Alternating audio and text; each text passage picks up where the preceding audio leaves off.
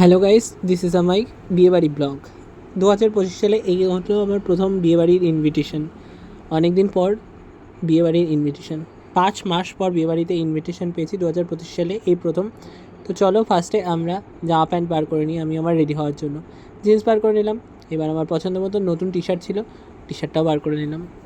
এই যে আমার ড্রেস রেডি, ড্রেস। চলো, এই যে বিয়েবাড়ি অনেক দিন পর যাবো বলে একটু এক্সাইটমেন্ট কাজ করছে, তাই আমি ভাবলাম একটা ব্লগ বানিয়ে তোমাদের সাথে শেয়ার করা যাক ব্লগটা।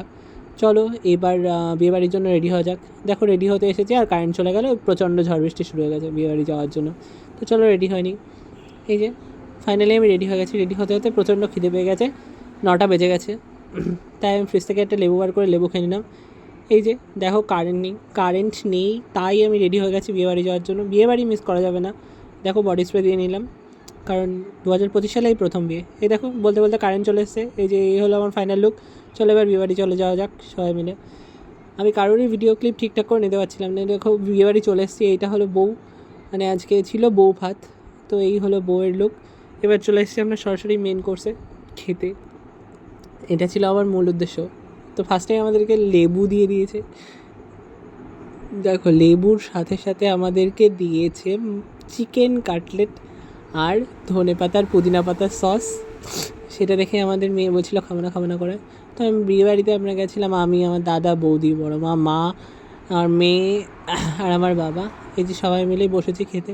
তো আমাদের এরপরে চলে এলো ডাল আলু ভাজা। ডাল আলু ভাজার পরে এলো দই কাতলা।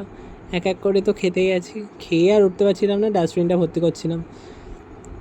তো তারপরে এই যে টুকুস করে আমাদের টাকলুটা খেয়ে নিল, আমিও খেয়ে নিলাম টুকুস করে।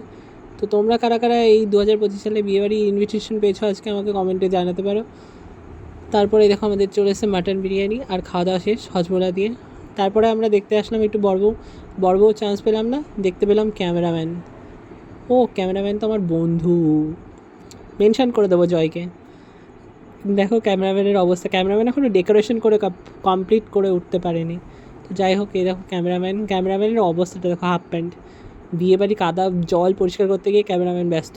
ও ক্যামেরাম্যান বললো বাইরে ক্যামেরাম্যান আছে, তোরা গিয়ে স্টিল ফটো তুলে নিতে। তো ঠিক আছে চলো আমরা বাইরে গিয়ে স্টিল ফটো তুলে নেব। এবার চলো আস্তে আস্তে বড়বউ তো দেখা ফার্স্টে মিললো না। যাই হোক খাওয়া দাওয়া শেষ, এবার বাড়ির দিকে রওনা দিতে হবে। তো বাইরে গিয়ে আমরা স্টিল ফটো তুলবো বলে তাড়াতাড়ি করে চলে এলাম। এই দেখো বিয়েবাড়ির বাইরের লুকটা। ওই যে অথই সমুদ্র পার করে বিয়েবাড়ি বিয়েবাড়ি গিয়ে খাওয়া দাওয়া করে চলে এলাম। ওই যে বিয়েবাড়ির প্যান্ডেল আর জল, দেখো জল সেচে বার করছে, এত জল হয়েছে বিয়েবাড়িতে।